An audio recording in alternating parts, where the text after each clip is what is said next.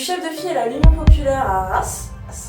Nous sommes ici pour vous présenter dans ces quelques vidéos les mesures concrètes que propose l'Avenir en commun. L'Avenir en commun et l'Union populaire proposent un programme qui est la seule alternative au monde néolibéral actuel. C'est pour ça qu'avec l'Avenir en commun, nous allons vous emmener vers nos jours heureux. La crise du Covid-19 a mis en évidence l'absence de souveraineté nationale en matière de production de masques, de tests, de matériel de protection, mais aussi de médicaments essentiels, parmi lesquels les vaccins. Aujourd'hui, seulement 20% des médicaments sont produits sur le territoire national. La France produisait pourtant la majorité de ses besoins en médicaments il y a 30 ans encore. Les grands groupes pharmaceutiques ne recherchent plus l'intérêt général, mais seulement le profit. Ils préfèrent donc développer les médicaments qui font l'objet de brevets, qui sont plus rentables que ceux qui sont indispensables à la prise en charge des patients. Cette logique affecte aussi la recherche. Sur les 18 centres de recherche que Sanofi possédait en France, elle en a aujourd'hui fermé 15.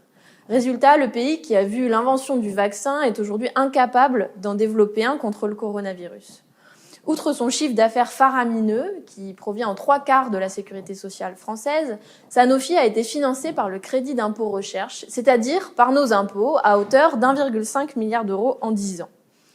Les médicaments et les vaccins répondent à des besoins essentiels de l'humanité. C'est des biens communs qui ne devraient pas être accaparés par les intérêts privés des grands groupes pharmaceutiques. Alors que propose l'Avenir en commun ? Pour garantir l'indépendance de la recherche et de l'expertise dans le domaine du médicament, il faudra bâtir un pôle public comprenant des entreprises nationalisées comme Sanofi et Pharma. Il s'agit d'un nouveau service public chargé de produire des médicaments jugés essentiels et financés par la suppression du crédit d'impôt recherche. Pour plus d'informations sur nos propositions concernant la santé, rendez-vous sur noussomespour.fr. Bonjour, Charles Dussault, suppléant de l'Union populaire à Arras.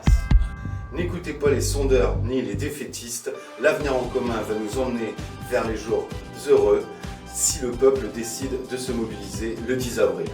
La solution, c'est le peuple, mobilisez-vous.